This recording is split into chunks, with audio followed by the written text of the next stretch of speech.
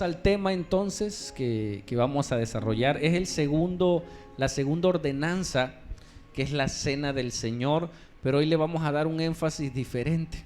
Este tema lo he dado algunas veces, pero cada que estudias la Biblia, Dios te habla nuevamente y te muestra cosas que a veces no habías visto. Entonces la cena del Señor para muchos es como un tiempo triste, ¿no? Va a morir Jesús, se está despidiendo, pero hoy entiendo que es algo cumbre, que es parte del propósito de Dios y le está diciendo sus planes a sus discípulos. Amén. Si tú eres discípulo del Señor, Dios tiene planes para ti. ¿Me escuchas? Siguiente. Ahí podemos ver que hay dos ordenanzas. Jesús nos da dos ordenanzas, dos mandamientos. Púchale, Kevin.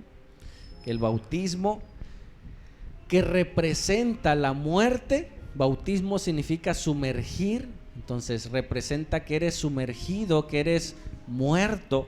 Si Él bajó al sepulcro y Él resucitó. Pero lo dijimos, Él murió como hombre. Amén.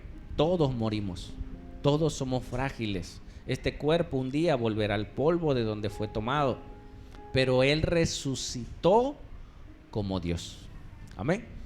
Y en muchas culturas ven ese ciclo en la vida. Creces, mueres, pero a los únicos que se les adora es aquellos que resucitan. Y el único que ha resucitado se llama Jesús. ¿Cuántos lo creen? Amén. Y la siguiente ordenanza es la cena del Señor, y es casi lo mismo, si no es que lo mismo, representado de diferente manera. ¿Sí me explico? Que igual la cena del Señor representa su muerte, su sacrificio, su sangre derramada, pero dijo Jesús algo interesante: cada vez que ustedes hagan eso, están recordando lo que yo hice por ustedes. Amén. ¿Por qué adoramos a Dios, hermanos? Porque Él murió por mí, porque Él me dio otra oportunidad de vida, porque Él me rescató del pecado, de la muerte, de la ira de Dios. Y si yo hubiera seguido en esa vida, ya no estuviera en este lugar. Él nos rescató. Amén. Vamos. Y aquí vemos una imagen de Jesús, pero yo quiero ahora que tú no solo veas Jesús despidiéndose de sus discípulos, sino Jesús les está dando indicaciones. Les está diciendo: ¿saben qué? Yo me tengo que ir, pero ahora les toca a ustedes. Pudieras decirle al que está a tu lado: ahora te toca a ti. Amén. Ahora te toca a ti. Jesús ya hizo su parte. Jesús ya murió. Jesús ya derramó su sangre. Ahora Dios encomendó a su iglesia la gran comisión. Y Él estaba a punto de morir. Y desde que el pueblo de Israel salió de Egipto, que celebraron la Pascua, que sacrificaban al Cordero, Jesús sabía que Él era el Cordero, que iba a ser sacrificado, y ellos comieron esa Pascua. Pero Jesús les decía: este pan es mi cuerpo que va a ser sacrificado. Hermano, ¿tú irías a un lugar donde supieras que te van a matar? Yo no. Oye, a mí el mismo Pedro le dijo: Señor, que no te acontezca eso. Pero el enemigo no sabía que con la muerte viene la vida. Amén. Si el trigo, dice la Biblia, que es plantado, si ese trigo no muere, no puede haber vida. ¿Me escuchaste? Te vuelvo a repetir: si tú eres un trigo, pero si tú no mueres a tus deseos, si tú no mueres a tus pasiones, nunca vas a lograr lo que Dios quiere para tu vida. ¿Me escuchaste? Entonces tenemos que morir a nosotros. Yo antes tenía temor porque yo decía: ¿qué va a ser de mí si dejo mi vida? Ahora me ha ido mejor. Amén. Tengo a mi esposa, a mis hijos, tengo muchas cosas que Dios me ha bendecido, Y yo tenía temor porque yo decía, si le entrego mi vida a Cristo, ¿qué va a pasar con mi vida? Te va a pasar muchas cosas mejores. Amén. Pero tenemos que morir. Y Jesús estaba en esos planes. Antes de morir, Él dijo unas palabras. Quiero que lo veamos. En Mateo 24, en la Biblia en Mateo 27 comienza la cena del Señor, todo el preámbulo que les estoy platicando. Pero días antes, Él les estaba diciendo esto, que habla de los últimos tiempos. Jesús sabía todo lo que acontecía y todo lo que va a acontecer. Entonces quiero que lo leamos para que veas el parteaguas que hizo Jesús. ¿Sale? Mateo 24:4. Le preguntaron a Jesús que cuándo sería la venida de Él, cuándo sería el fin de los tiempos. Y Jesús dijo muchas cosas. Yo les voy a leer algunas. Dice, respondiendo Jesús les dijo, mirad, que nadie los engañe, porque vendrán muchos representándome o queriéndome representar a mí, diciendo, yo soy el Salvador, yo soy el Cristo, y a muchos engañarán. ¿Qué más? Sigue, Kevin. Y oiréis de guerras. Eso habla de cuando Cristo venga. Y oiréis de guerras, y por todo el tiempo que ha transcurrido el hombre en esta tierra ha habido guerras, ¿sí? Pero también asemeja estos días. Y oiréis de guerras y rumores de guerras. Miren que no os turbéis. ¿Por qué? Porque es necesario que todo esto acontezca, pero aún no es el fin. Jesús profetizó que los hombres sin Cristo iban a vivir de una manera terrible. ¿Por qué son las guerras? Por la necedad del hombre. Dice, ¿de dónde nacen las guerras? ¿De dónde nacen los adulterios? ¿De dónde nacen los pleitos? Dice, nacen del corazón del hombre. De ahí, ¿sí? De su egoísmo, de su deseo de poder. Y cada guerra representa al ser humano que no teme a Dios, que no ama a otro ser humano, que es capaz de matar a otro ser humano. Pero en medio de todo eso, Él se va a levantar. Amén. Sigue. Porque se levantará nación contra nación y reino contra reino, y habrá pestes. ¿Y qué más? Y hambres y terremotos en diferentes lugares. Esto Jesús lo dijo hace 2000 años, pero está sucediendo cada vez más claro. Hay pestes, hay enfermedades, el brote del coronavirus, hubo muerte, todo eso eso es un anuncio de su venida. Amén. Sigue. Y todo esto será principio de dolores. Entonces os entregarán a tribulación y os matarán, le está diciendo Jesús a sus discípulos. Y seréis aborrecidos de todas las gentes por causa de seguirme a mí, ¿sí? Porque Él era un remanente. Él era alguien que vino a este mundo, que no era de este mundo, pero vino a demostrar que se puede vivir sin pecado, que se puede vivir sin maldad, que cuando te pegan puedas poner la otra mejilla. Entonces nosotros, nuestra mira debe ser Jesús. Él, debemos de querer ser como Él. Amén. Dice, muchos tropezarán entonces y se entregarán unos a otros, y unos a otros se aborrecerán. ¿Sigue? Y muchos falsos profetas se levantarán y engañarán a muchos. Ya ha sucedido por la historia, ¿sí? Gente se ha levantado, gente ha dicho yo soy el Cristo, y lo siguen, y al rato terminan en suicidios masivos y muchas otras cosas. Y dice algo interesante, dice, y por haberse multiplicado la maldad, el amor de muchos se enfriará. ¿De quién se va a enfriar el amor? No de los que no tienen a Cristo, ¿me explico? Sino de aquellos que aún tienen a Cristo. Muchos se van a enfriar. Dice, por haberse regrésalo. por haberse multiplicado la maldad va a ir en aumento. Es algo que está profetizado, porque cada vez el hombre se va a rebelar en contra de Dios.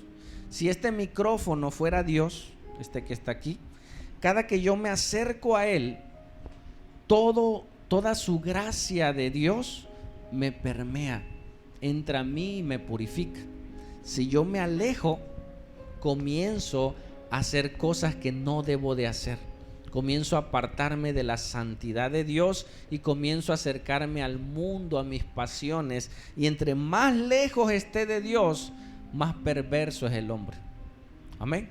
Y así sea un pecado muy pequeño, ese pecado va a traer más pecado. ¿Me escuchaste? Pero es un pecadito. Bueno, ese pecadito va a traer otro pecadito. Y luego otro y otro. Y cuando te des cuenta, ya una persona está inmersa en el pecado y su conciencia se comienza a endurecer y puede hacer cosas, terminar haciendo cosas que nunca se imaginó hacer. ¿Me escuchaste? Por apartarse de Dios. Y estamos en esa generación. Dice, por haberse multiplicado la maldad, el amor de muchos se enfriará. ¿Sigue? Mas el que persevere hasta el fin, este será salvo. Muchos se van a enfriar, pero ¿qué te dice Dios? Tú persevera. Amén. Camina. Entonces Jesús está mostrando dos tipos de vida. Gente que se va a pervertir, gente que va a hacer cosas terribles, hermanos. Gente que va a asesinar a otros, porque dice, y los matarán. Pero Jesús está tomando un remanente. Jesús está tomando a sus hijos, Jesús está tomando a sus discípulos para hacer luz en medio de las tinieblas. ¿Me escuchaste? Una vez él dijo, una lámpara no se pone debajo de la mesa, sino se pone por encima de la mesa para que alumbre. ¿Y quién es esa lámpara? La iglesia. Amén. Él es la luz, pero si Él está en mí, entonces yo voy a poder alumbrar. Jesús dijo, ustedes son la sal de la tierra. ¿Qué te estoy diciendo? Que en medio de todo esto, Jesús está preparando hombres, mujeres, jóvenes que quieran pagar el precio para seguir a Jesús.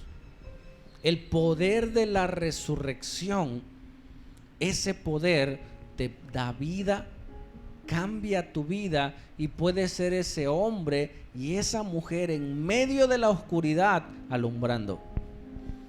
¿Escuchaste? En medio del adulterio siendo fiel, en medio del alcohol, de las drogas, siendo un hombre firme con ese poder que Dios tiene. Porque sabes que el pecado ejerce un poder sobre el ser humano, pero hay un poder sobrenatural. Hay un poder más grande, que es el poder del amor, que puede cambiar tu vida, que puede cambiar tu corazón. Y si tú lo puedes creer, tu vida es diferente. Amén. Ok. Entonces Dios presenta, síguelo. En esa cena y en todo el trabajo que Jesús hizo,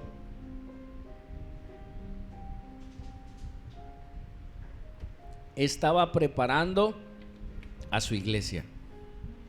Amén. Estaba preparando a los suyos para hacer luz en medio de tanta maldad, en medio de tantas circunstancias. Sigue. Y mira en Corintios 11, vea tu Biblia por favor. Corintios 11:23. ¿Quién escribe la carta a los Corintios? El apóstol Pablo. El apóstol Pablo estuvo con los 12 discípulos en la cena. No. Amén.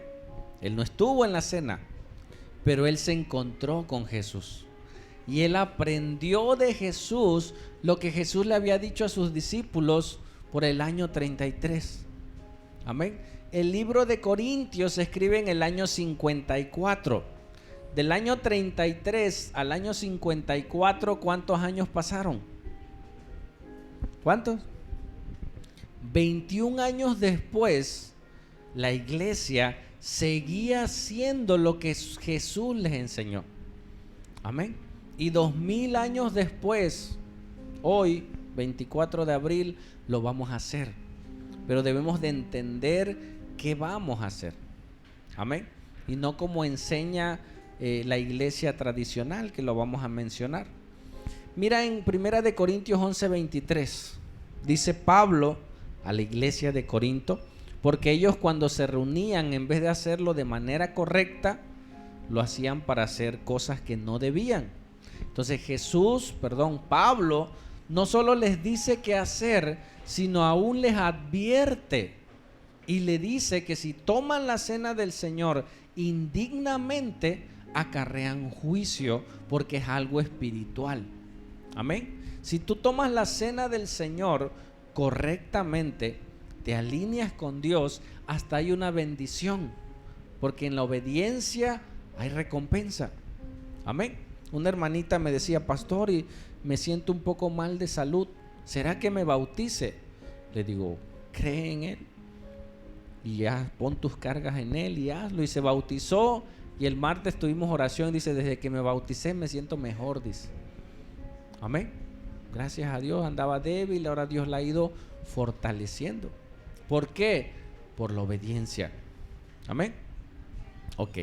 Dice en 1 de Corintios 11:23, porque yo recibí del Señor, ¿de qué Señor? De Jesús, lo que también os he enseñado, que el Señor Jesús, la noche que fue entregado, ¿qué hizo Jesús?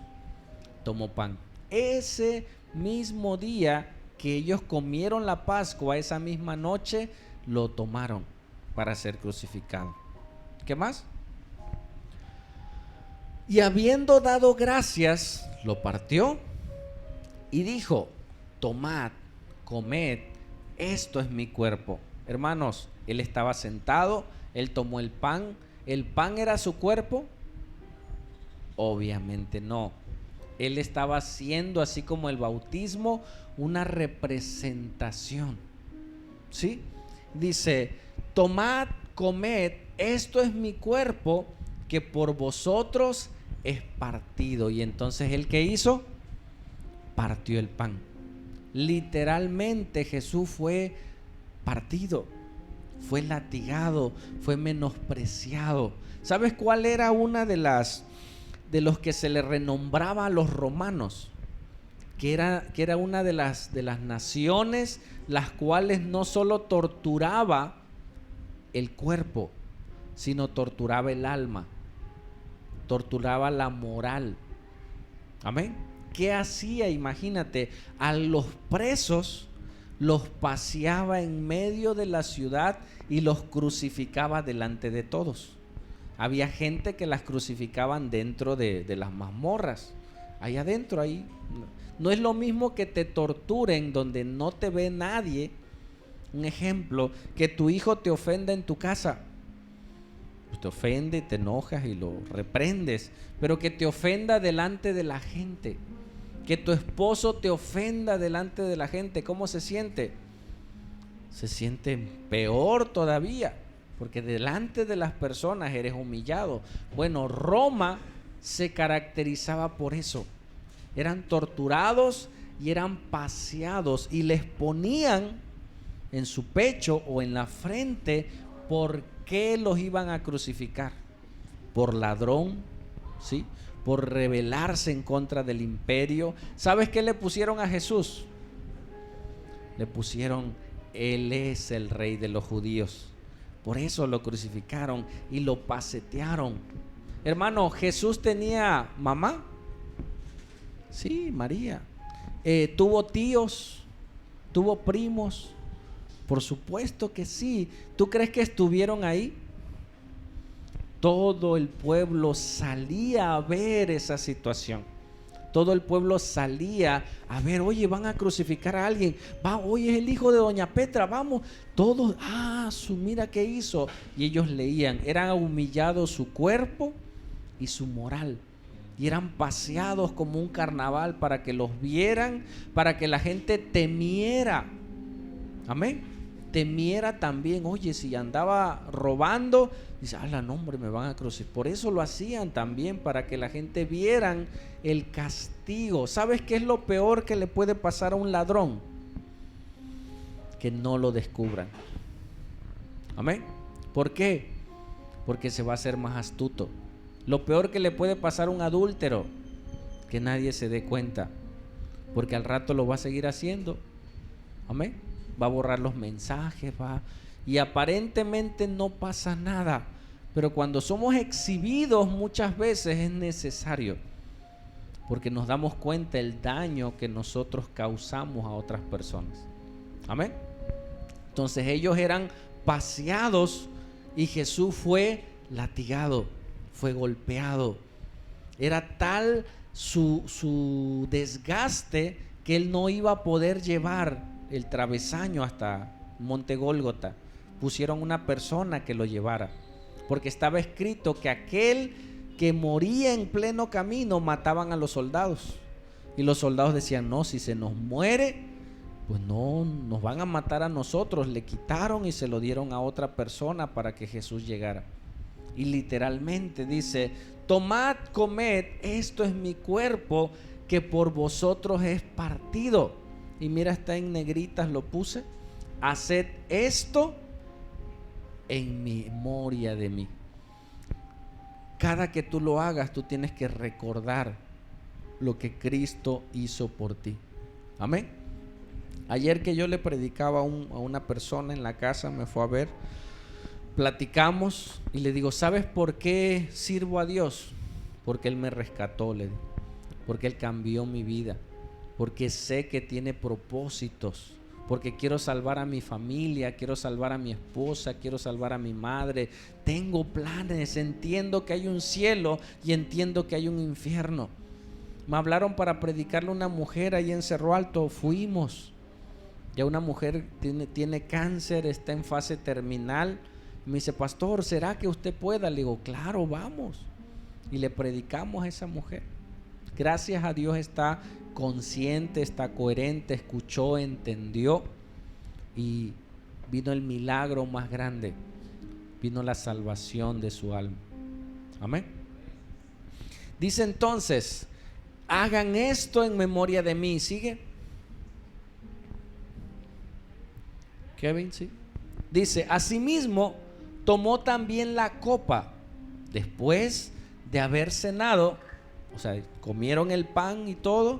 Después que comieron, tomó la copa después de haber cenado, diciendo, esta copa, ¿qué es? El nuevo pacto en mi sangre. Haced esto todas las veces que la bebiereis en memoria de mí. Entonces Él hizo un memorial. El pan y el vino representan el pan, su cuerpo sacrificado, y su sangre sacrificada, su sangre derramada en la cruz del Calvario. Y no solamente fue en la cruz del Calvario.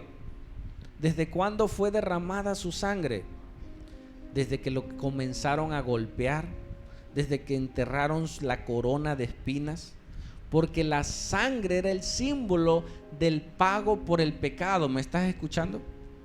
En la antigüedad se tomaba al cordero, tú literalmente se paraban enfrente del cordero y ponían su frente sobre el cordero, y de una manera espiritual, una manera ilustrativa, le pasaban los pecados al cordero, y el cordero se degollaba para derramar la sangre, porque la sangre era el pago. Amén.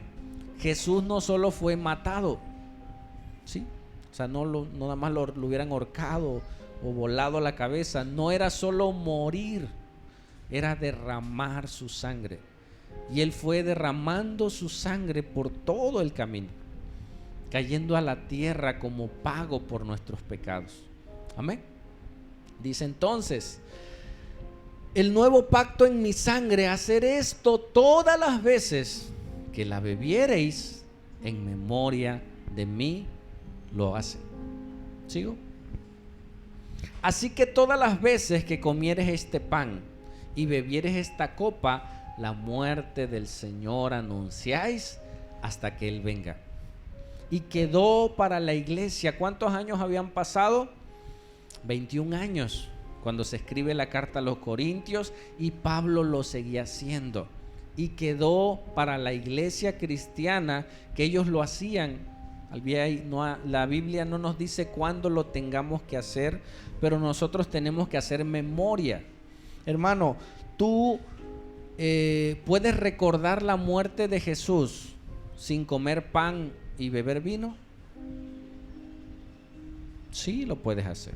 ¿Sí? Cada domingo nosotros nos reunimos y celebramos que Él murió.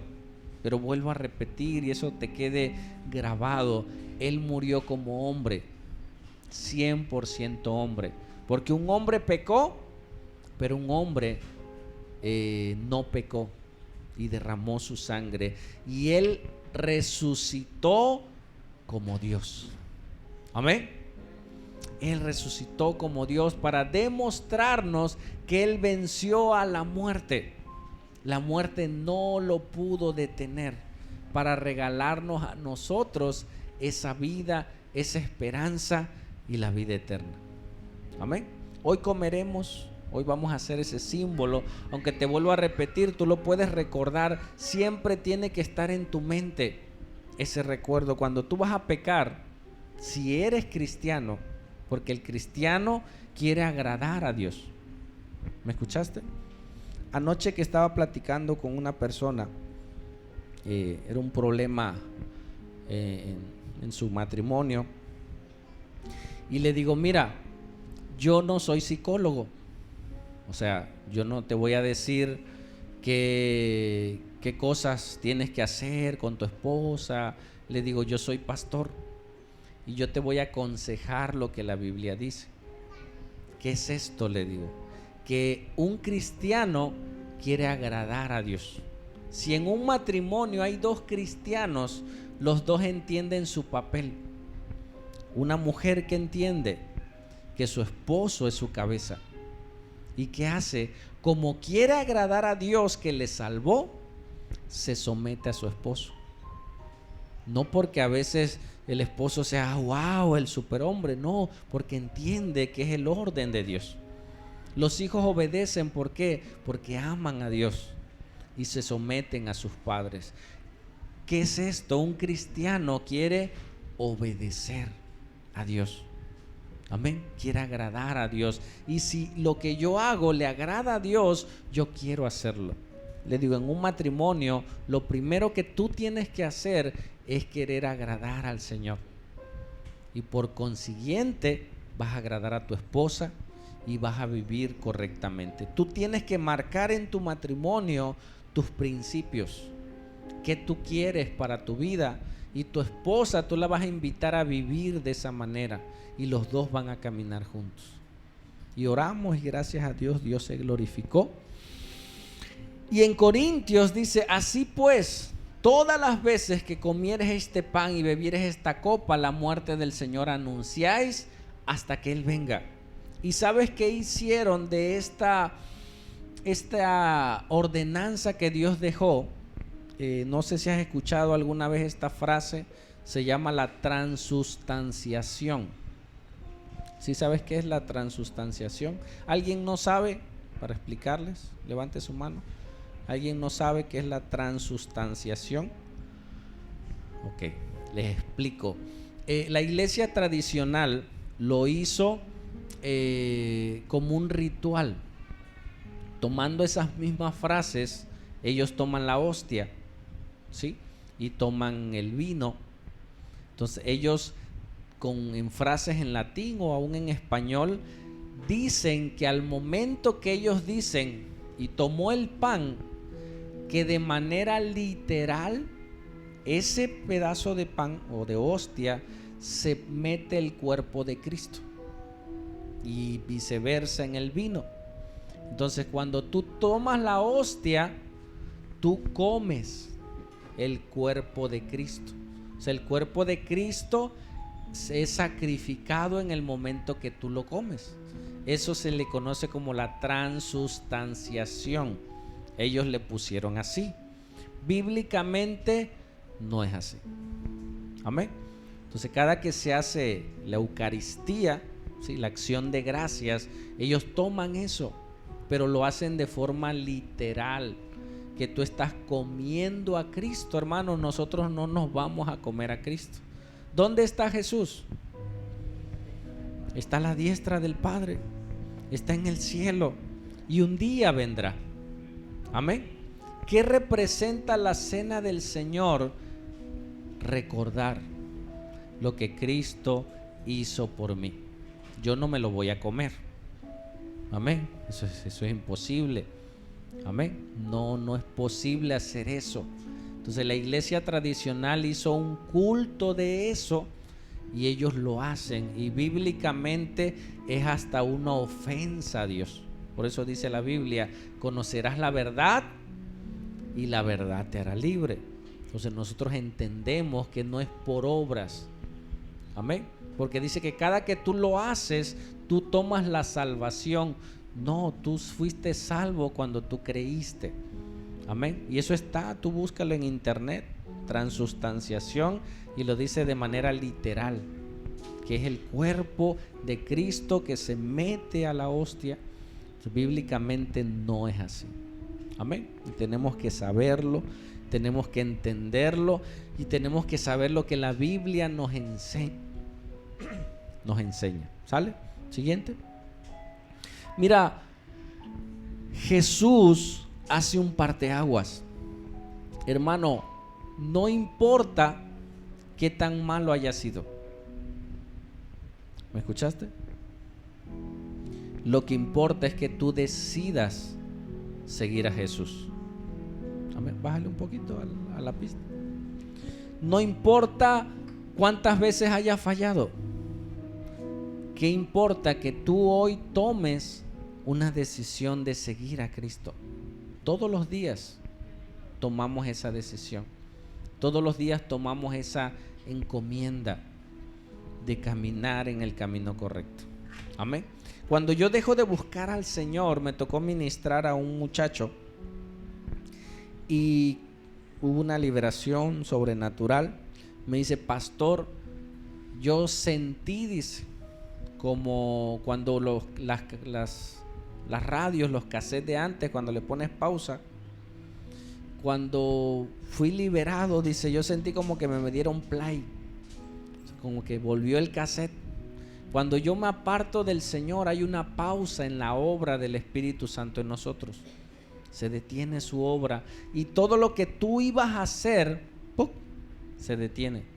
Porque cuando tú eres salvo y comienza el Espíritu Santo a hacer la obra en ti, déjame decirte algo: no solo lo hace en ti, eres como una lámpara, comienzas a alumbrar, y comienza esa obra a hacer mella a otros, a tus vecinos, a tu familia. Comienzas a invitar a la gente y empieza la obra. Cuando tú te apartas, se detiene la obra. Se detiene la obra. Hermano, somos invitados a continuar, a seguir en el camino que Dios quiere, para que otros reciban lo que Dios quiere para ti. Amén. No te detengas. No detengas la obra del Espíritu Santo en tu vida. Por favor, no detengas su obra. Cuando peque yo, podemos arrepentirnos. Abogado tenemos para con el Padre. Y hoy, hermanos, quiero hacer un recomienzo. ¿Me escuchaste? Que hoy tú vuelvas a empezar en tu vida. Que hoy vuelvas a decidir, ¿sabes qué? Sigo nuevamente. Mira lo que enseña Jesús a través de Pablo. Sigue. De manera que cualquiera que comiere este pan o bebiere esta copa del Señor, ¿cómo? Indignamente, será culpado del cuerpo y de la sangre de Cristo. Que está diciendo Pablo, no es comer por comer. Amén. sino estás haciendo una representación, así como el bautizo. Yo les dije el día de los bautizos, si a ti te bautizaron de chiquito y no supiste, ese bautismo no sirve. Si tú te bautizaste de grande, pero no hubo un cambio en tu vida, ese bautismo tampoco sirve. Amén. O sea, porque representa la muerte. Moriste y naciste de nuevo. Y hubo un cambio. Sí, vale. Amén. Por eso invitamos a quienes se quieran volver a bautizar, porque realmente debe haber un cambio en tu vida. Entonces, tomar la cena del Señor es otra oportunidad. Hasta aquí, no importa qué tanto hice, hoy tomo la decisión. Nadie es digno. ¿Sí me explico? Nadie es digno. Pero yo en ese momento digo, Señor, perdóname, quiero volver a hacer las paces. Quiero arrepentirme y continuar. Porque si yo la tomo indignamente, acarreo juicio, porque es algo espiritual. Aunque no es su cuerpo, amén, como es algo espiritual, sí afecta a mi vida. ¿Sí? De manera que cualquiera que comiere este pan y bebiere esta copa del Señor indignamente será culpado del cuerpo y de la sangre del Señor. Siguiente, Kevin. Por tanto, pruébese cada uno a sí mismo. O sea, analícese, hermano, ¿cómo estás? Hasta el día de hoy, cada reunión es para eso. Tú vas a otras reuniones, muchas veces no es para analizarte, es para olvidar. Si tú vas a una fiesta, ¿para qué es? Para olvidarte, ¿sí me explico? Pero venir a la iglesia es para analizarte, hermano, hermana. ¿Cómo está tu vida? ¿Cómo están tus hijos? ¿Cómo está tu matrimonio? A eso venimos a la iglesia muchas veces, o siempre. Ponernos en el espejo de Dios para que Él nos muestre qué cosas debemos o no hacer. Pruébese cada uno a sí mismo y coma así del pan y beba de la copa. ¿Sigue? Porque el que come y bebe indignamente sin comprender, sin discernir el cuerpo del Señor, juicio come y bebe para sí. ¿Sigue? Por lo cual hay muchos enfermos. ¿Por qué había muchos enfermos en la iglesia? Pablo les está enseñando. Ustedes toman la cena del Señor como tomar café con pan, ¿no? En la mañana, en la tarde, en la noche, y lo hacen a la ligera. Es una ordenanza, hay que hacerlo, hay que ir a la iglesia, comes el pan. No es así, les está diciendo. Están comiendo juicio, porque el momento que tú lo haces es porque te estás arrepintiendo. ¿Sí me explico? Estás recapacitando y estás diciendo, Señor, estoy recordando lo que tú hiciste por mí. Hermano, ¿alguna vez has hecho algo por alguien y no te lo ha agradecido? ¿Cómo se siente? Tú has sacrificado tu tiempo, tú hiciste la comida, te esforzaste. ¿Y qué dice tu hijo? Ay, no, le faltó sal. Oye, yo me esforcé, me preparé, hice y demás, y me lo malagradeces. Se siente feo. Limpiaste la casa y nadie se dio cuenta. Ahora, Jesús no hizo eso, hizo algo grandioso. Dio su vida por nosotros. Nos da la esperanza de vida. Amén. Dice, por lo cual hay muchos enfermos y debilitados entre vosotros, y muchos duermen. ¿Qué es esto? Han muerto. Ese juicio. Si pues nos examinamos a nosotros mismos, no seríamos juzgados. O sea, hoy es un día de analizarnos, hermanos. Amén. Hoy es un día de recordar lo que Cristo hizo. Para la iglesia tradicional ya pasó la Semana Santa. Ya pasó. Ya. ¿Ahora qué sigue? Pues ahora ya hay que hacer lo que sea. No. Para la iglesia de Cristo es todos los días. ¿Sabes qué significa la palabra santo? Apartado. Dios te hace santo. Ya te van a poner vela y todo. No.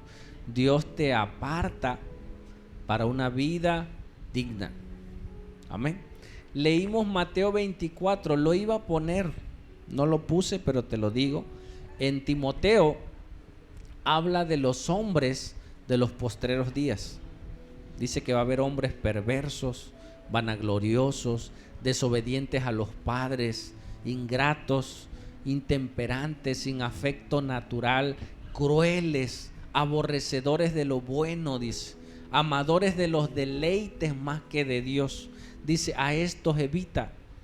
Entonces hay dos tipos de personas: aquellos que viven para sus deleites y aquellos que viven para Dios. Amén. Hay dos tipos de personas: los hijos de Dios y los que no son hijos de Dios. No hay medios. Y si eres hijo de Dios, ¿quién es tu papá? Dios. Si no eres hijo de Dios, ¿quién es tu papá? Ay, no diga eso, pastor.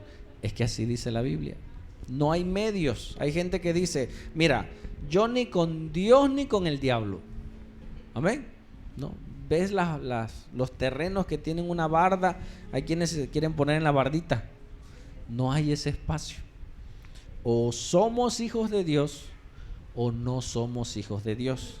Entre los que no son hijos de Dios hay dos grupos también: los que saben que adoran al diablo, que le tienen su altar, que le prenden veladora, que hacen cosas para adorar a su Dios, le hacen sacrificios, le hacen ofrendas, o sea, son conscientes. Adoran a la muerte, adoran al diablo, adoran a algún santo. Ellos son conscientes que le adoran.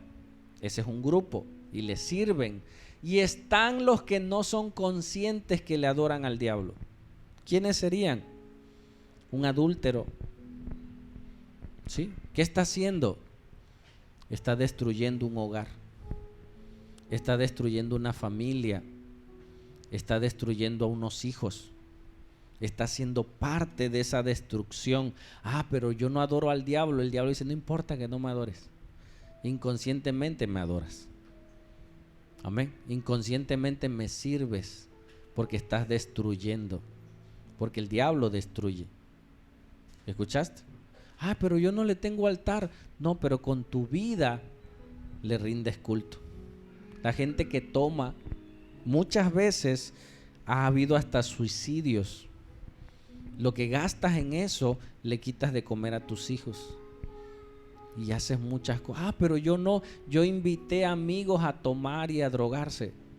Y yo no adoraba al diablo, yo los invitaba. Yo decía, no, pero yo no le sirvo al diablo. Pero hubo amigos que yo le dije, vente, mira, échate una, no pasa nada, manito, vente. O sea, está siendo un instrumento del diablo sin saberlo. ¿Me escuchaste? O sea, hay mucha gente que le sirve al enemigo y no sabe que le sirve al enemigo. Amén. Y están los que voluntariamente decidimos, fuimos trasladados de las tinieblas, del pecado, a su luz. Y en medio de esa luz hay un remanente que Dios quiere tomar para hacer su obra en aquellos que no conocen del Señor. Amén. Hay una anécdota que me fascina y cada que la cuento y cada que la recuerdo me anima. En medio de este mundo de tinieblas, tal vez no salves a muchos, pero puedes salvar a uno. ¿Escuchaste? Dice que había un niño que todas las mañanas iba al mar.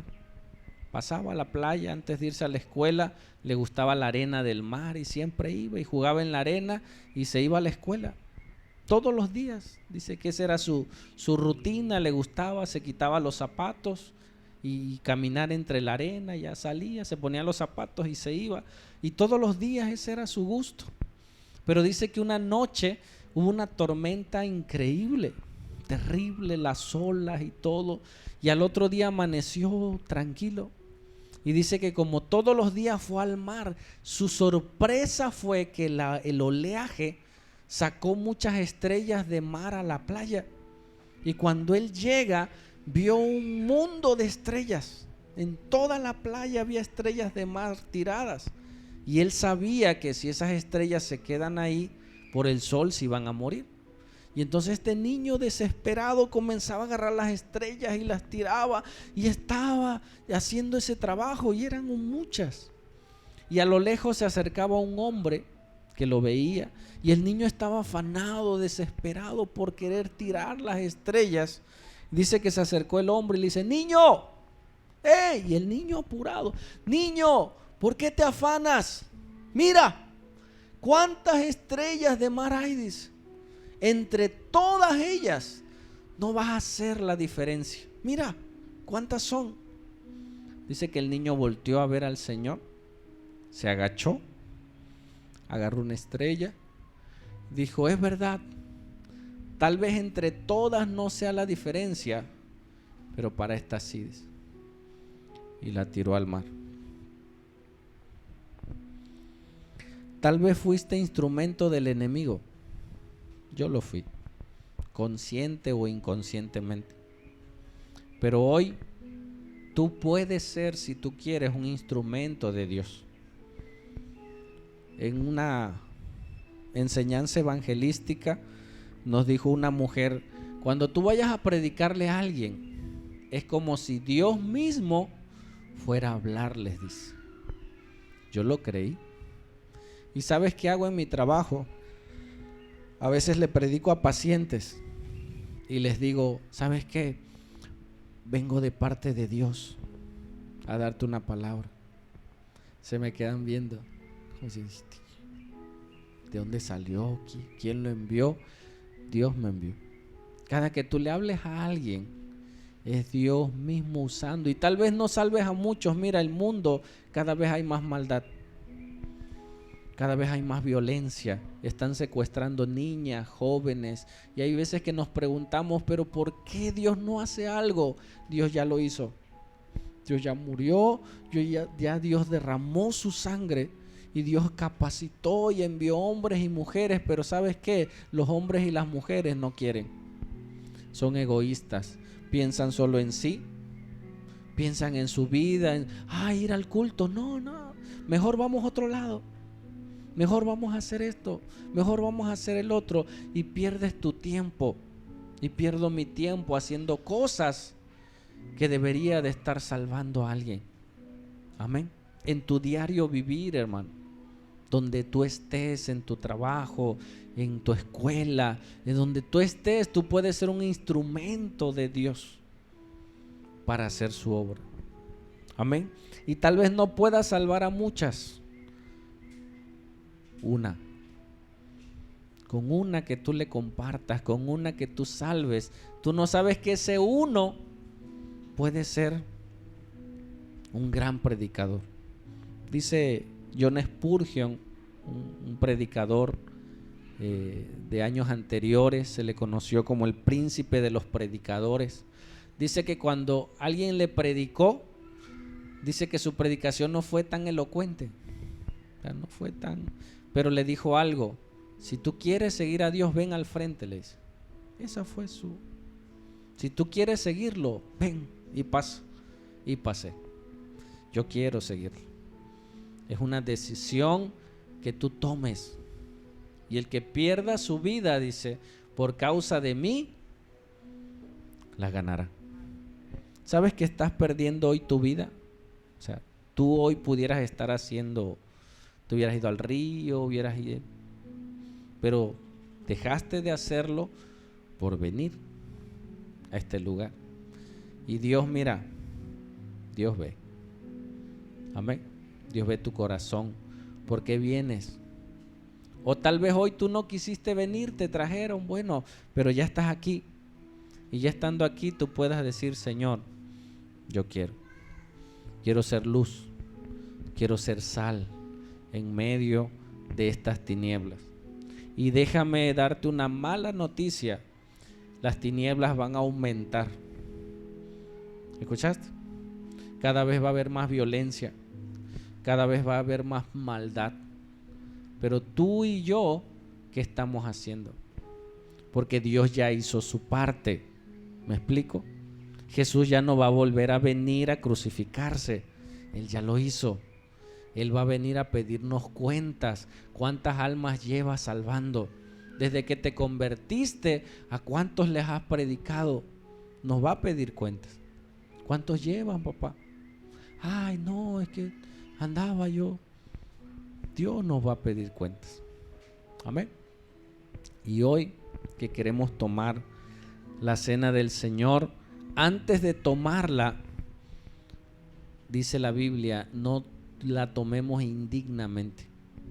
Que le digamos, Señor, hasta aquí estuve mal. De aquí para adelante yo quiero seguir. Yo quiero avanzar. Amén. Vamos a tomar la cena del Señor. Van a pasar por tu lugar, te van a dar un pedacito de galleta y una copita de vino. Pero antes de pasarlo vamos a orar para ponernos a cuenta. Antes de pasar vamos a orar y vamos a ponernos a cuentas. ¿Te parece? Sabes que el pecado trae 3 cosas: miedo, culpa y vergüenza. Amén. Y siempre el pecado nos mantiene con la cabeza agachada, porque te hablan por teléfono, oye, te quiero decir algo. ¿Qué sabe de mí? Nada, es la culpa. No, es que quiero la receta de cocina. Porque la culpa Pero cuando estás a cuentas con Dios y te dicen, oye, tú eras eso, dile, uy, no sabes lo que era, pero a partir de ahora ya no. Ya el enemigo no te puede acusar. Tú hiciste eso. Sí, no lo niego. Pero a partir de ahora yo creo en el Señor. Amén. No podemos negar lo que fuimos. No podemos decir, no, yo no lo hice. Sí, lo hice. Pero en Cristo Él hace nuevas todas las cosas. Inclina tu rostro, por favor. Y tú sabes tus pecados.